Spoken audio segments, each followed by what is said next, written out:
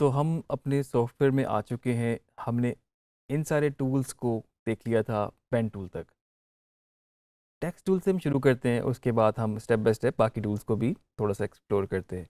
तो text tool obviously typing के लिए है आपके पास, और इसको नाम वाइज ये टाइप टूल है इसमें, और हॉरिजॉन्टल और वर्टिकल दोनों तरह से आप इसमें टाइप कर सकते हैं। नॉर्मली सॉफ्टवेयर में आपके पास वर्टिकल की ऑप्शन कम होती है, या आपको किसी और तरीके से उसको मैनुअली करना पड़ता है, तो इसमें आपके पास वर्टिकल की ऑप्शन भी मौजूद है। किसी भी टूल के साथ छोटा सा ये एरो होगा तो उसके अंदर उसकी मज़ीद वेरिएशन भी होगी।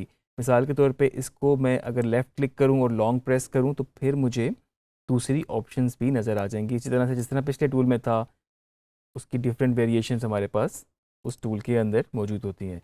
तो मैं सिंपल यहाँ पर अपने टाइप टूल को क्लिक करूँगा, कंट्रोल टी इसकी शॉर्ट की है, और जहाँ पर भी मैंने अपना टेक्स्ट लिखना है, बिल्कुल जिस तरह प्रीमियर में हम करते हैं, कहीं पर भी मैं क्लिक कर लूँगा और मैं यहाँ पर अपना टेक्स्ट लिख सकता हूँ। हम यहाँ पर कुछ भी टेक्स्ट ऐड कर सकते हैं। लीजिए स्किल्स का, चले हमने कर लिया, कंट्रोल ए से मैंने सारा सिलेक्ट कर लिया, और आप देख सकते हैं कि मेरे पास राइट पे टेक्स्ट की कुछ और प्रॉपर्टीज़ हैं, जिसमें मेरे पास फ़ॉन्ट, उसकी टाइप और डिफरेंट सेटिंग्स मौजूद हैं। फ़ॉन्ट में जो आपके पास सिस्टम में फ़ॉन्ट्स होंगे ऑब्वियसली वही आप यूज़ कर सकते हैं। आप यहाँ पर इसकी अगर रेगुलर है, बोल्ड, आप इसको यहाँ पर बढ़ा सकते हैं। ये इसका मेरे पास साइज़ है, मैं जितना इसको चाहूँ बड़ा कर सकता हूँ, और फर्दर मैं दोबारा इसको रीअरेंज कर सकता हूँ। आप देख सकते हैं फिल स्ट्रोक की बेसिक ऑप्शन आपके पास यहाँ पर मौजूद हैं, और इसमें आपके पास इनकी सेटिंग्स, प्रोपोर्शंस के हवाले से, अरेंजमेंट के हवाले से आपके पास यहाँ पर मौजूद हैं। आपने इसको यहाँ पर हम कहीं पर भी इसको एडजस्ट कर सकते हैं, और फर्दर कोई ड्रॉप शेडो वगैरह हमने ऐड करना है तो हम वो भी इसमें एज एन सेपरेट इफेक्ट डाल के ऐड कर सकते हैं। तो इसके साथ साथ हम यहाँ पर दूसरा टूल जो इसकी के साथ है, वर्टिकल टाइप टूल, हमने इसको सिलेक्ट किया। अब हम इसको क्लिक करते हैं और इस पे चेक करते हैं। अब आप देख रहे हैं कि उसने उसको यहाँ पर आपके पास इस लाइन को इस फॉर्म में दिया, नहीं तो आपके पास नॉर्मली ये वर्टिकल फॉर्म में आती है। यहाँ पर भी हम डी जी स्केल, आप देख रहे हैं वो लिखी उसको बिल्कुल वर्टिकल उसमें रहा है।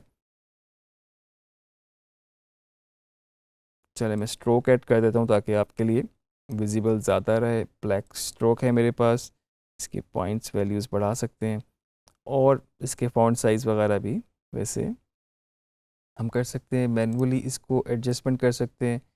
हम जहाँ पर भी हमने इसको अलाइन करना है वो हम इसको वहाँ पे यूज़ कर सकते हैं। तो आपने देखा कि वर्टिकल, हॉरिजॉन्टल दोनों ही तरीक़ों से हम इसको टेक्स्ट को लिख सकते हैं, और फर्दर इनको एनिमेट वगैरह करना चाहें तो रेगुलर अपना की फ्रेम लगा के हम इसको कर सकते हैं। इसके बाद नेक्स्ट टूल है हमारे पास ब्रश टूल। ये बेसिकली फ़ोटोशॉप में अगर आप कोई फ़ोटोशॉप यूज़र हैं तो आप फेमिलियर होंगे इस टूल से। बस यहाँ पर डिफरेंस ये है आपके पास कि डायरेक्ट कंपोजिशन में आप इसको ऐड नहीं कर सकेंगे। अगर मैं यहाँ से ब्रश टूल लूँ और मैं यहाँ पर कुछ करना चाहूँ तो मैं यहाँ पर इसको नहीं यूज़ कर सकता। मुझे इसको डबल क्लिक करना पड़ेगा लेयर को, ताकि वो कंपोजिशन के अलावा सेपरेटली एज अ लेयर इसको यहाँ पर ओपन कर दे।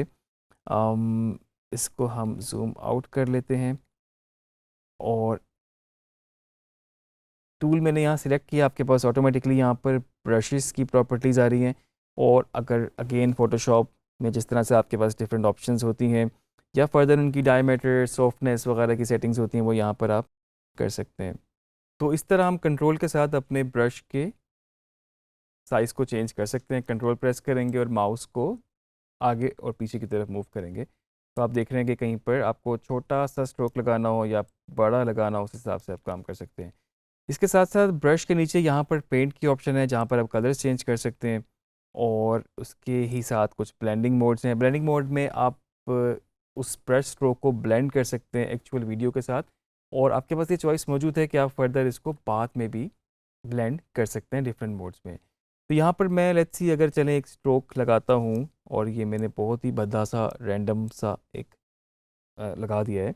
मैं इसको यहाँ से जाके इफ़ेक्ट्स में पेंट, और मेरे पास ब्रश 1 2 3 ऑप्शन इसलिए क्योंकि एक क्लिक करेंगे एक दफ़ा ब्रश ऐड करेगा, और यहाँ से मैं इसको ओवरले करता हूँ, बाकियों को भी ओवरले कर लेता हूँ ताकि ज़रा विजिबल हो, और इसको भी ओवरले किया। तो आप देख रहे हैं कि इस वक्त मेरे पास ब्रश का स्ट्रोक जो नॉर्मल लगा था वो इस वक्त ब्लेंड हो गया है, और मैं उसको इस तरह से यूज़ कर सकता हूँ। मैं इनको फर्दर एनिमेट भी कर सकता हूँ। उसके लिए मैं बेशक एक ही स्ट्रोक रखूँ अपना, ताकि मुझे उसको मूव करने में आसानी हो। तो आप देख रहे हैं कि ये एक स्ट्रोक है यहाँ पर, इसमें जाऊँगा और इसमें इसके ट्रांसफॉर्म में मैं इसको एनिमेट कर सकता हूँ। सारी पोजीशन स्केल वगैरह के ऑप्शन मौजूद हैं। मे बी फर्स्ट की फ्रेम पे मेरे पास ये ऑप्शन है और आगे जाके मेरे पास इसको मैं पोजीशन वाइज, चलें जी इसको मैं मूव कर देता हूँ इधर।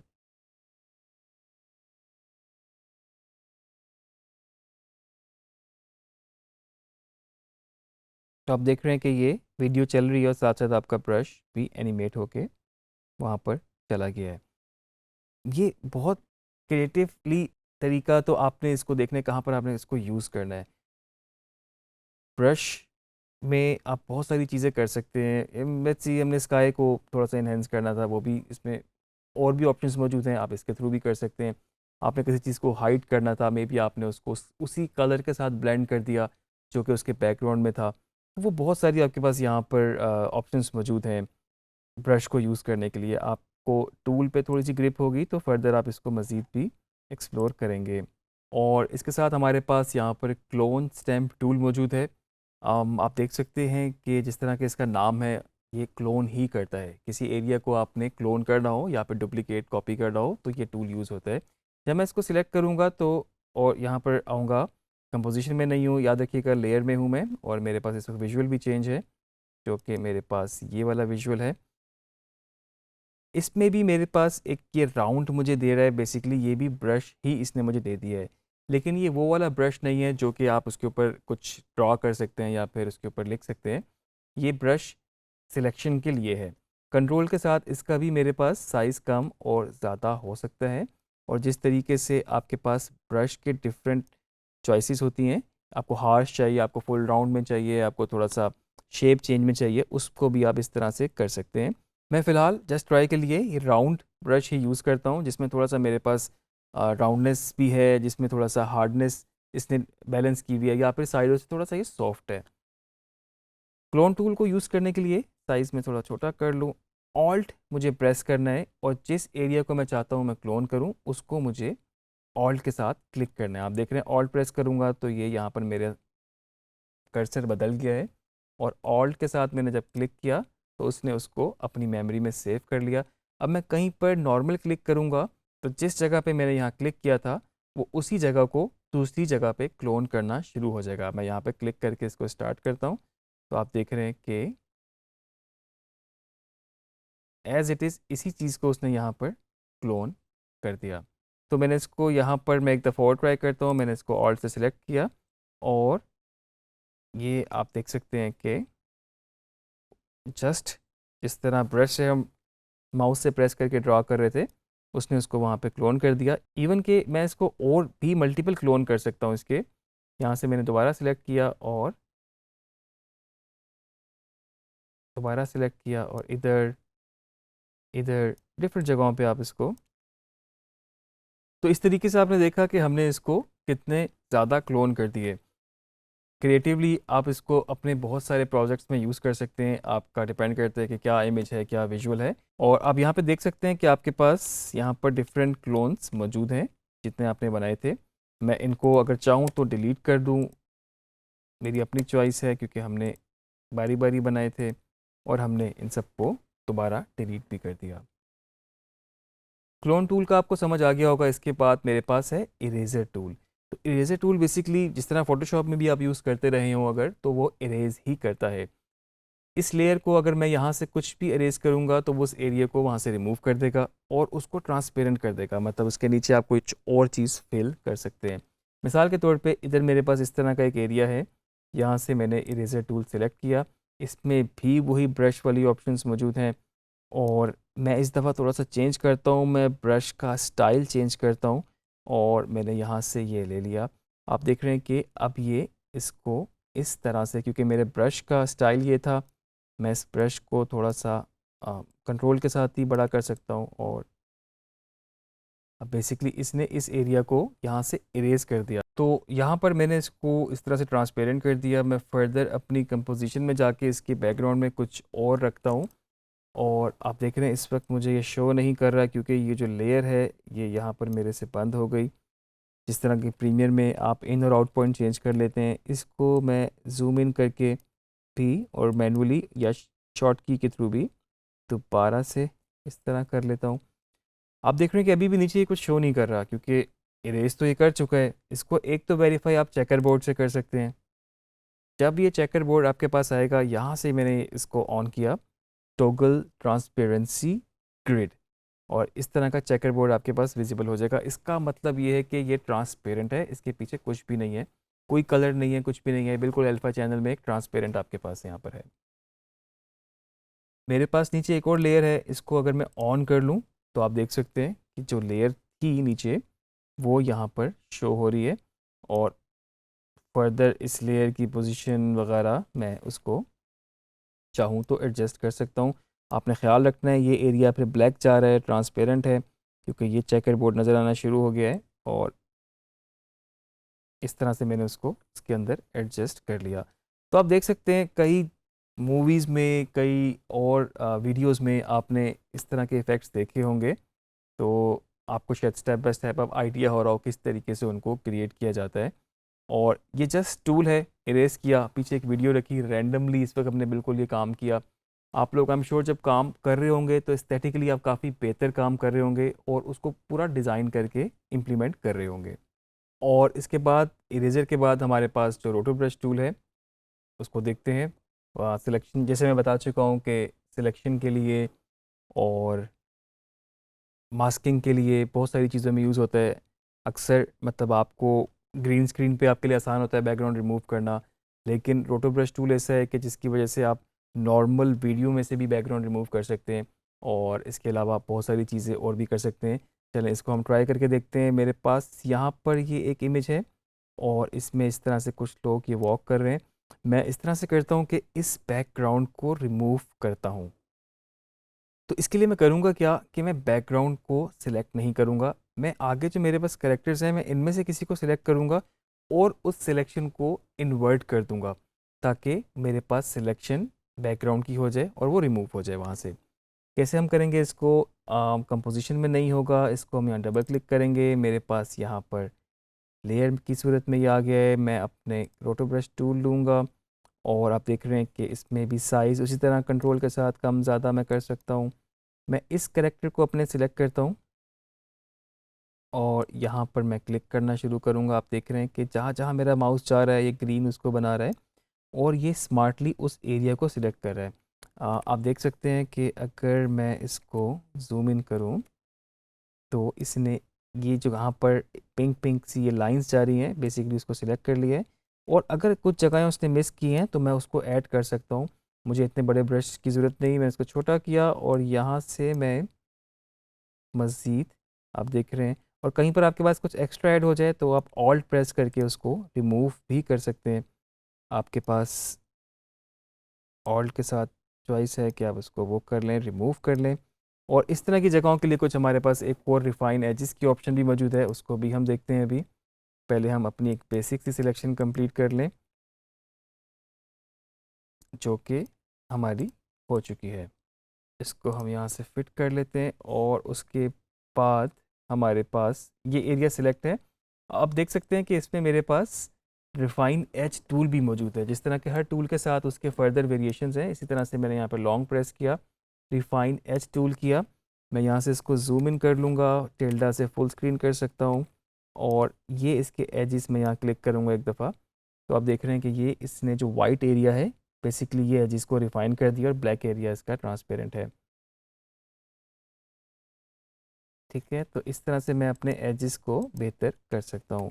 नॉर्मली ये इतना स्मार्ट टूल है कि ये रिफाइन एजेस के अलावा आपको और ऑप्शंस दे देता है इसके साथ, जिसमें फेदर है या फिर थोड़ा सा चैटर है, तो ये आपके एजेस ऑटोमेटिकली इम्प्रूव हो जाते हैं। मतलब फेदर में थोड़ा सा सॉफ्ट रखेगा एजेस को और चैटर में थोड़ा सा इसको वो थोड़ा सा हार्श सा कर देगा, या फिर आपके जो एजेस हैं वो थोड़े से हार्ड किस्म के होंगे।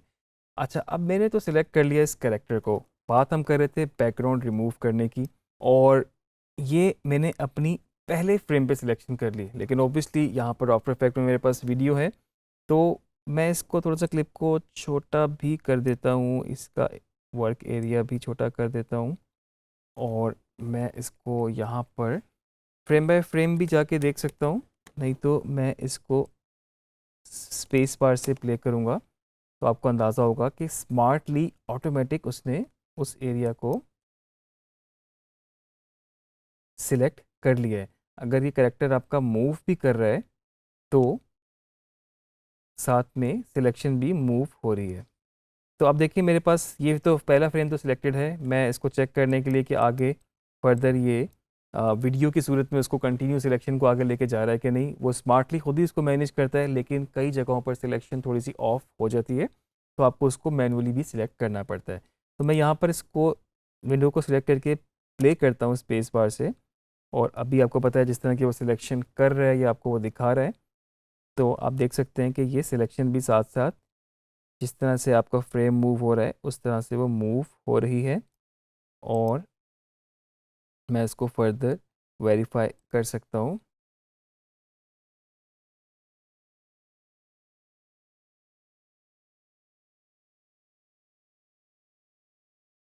तो अभी तक हम देख रहे हैं कि काफ़ी स्मार्टली इसने इसको मैनेज कर लिया है। अब हम अपनी कंपोजिशन में जाते हैं और यहाँ पर चेक करते हैं। आप देख रहे हैं बैकग्राउंड रिमूव हो चुका है।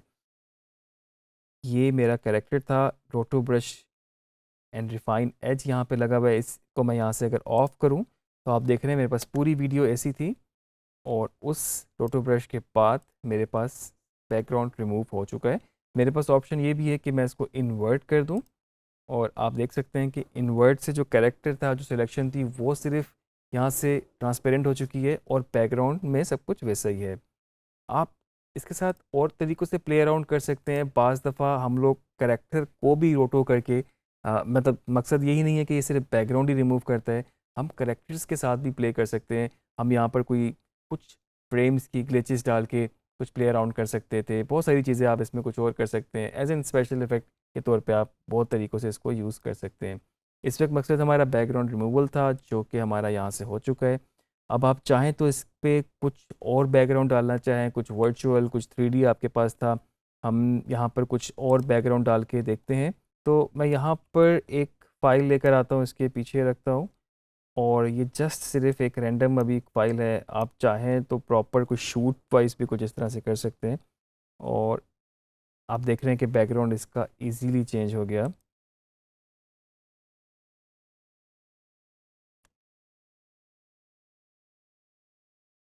और ऑब्वियसली ये थोड़ा सा हैवी प्रोसेस है, ये थोड़ा रेंडर मांगेगा, थोड़ा सा आपको पेशेंटली देखना पड़ेगा कि आपका इफ़ेक्ट क्या बन रहा है, और फिर आपको उसको प्लेबैक के लिए भी थोड़ी सी प्रॉब्लम हो सकती है, डिपेंडिंग कि आपका सिस्टम की स्पेसिफिकेशन क्या है। ये रेंडमली हमने एक बैकग्राउंड रखा था, आप चाहें तो और भी बैकग्राउंड ट्राई कर सकते हैं। एक और मैं ट्राई करता हूँ यहाँ पर, और इसको हम ऑफ़ कर देते हैं।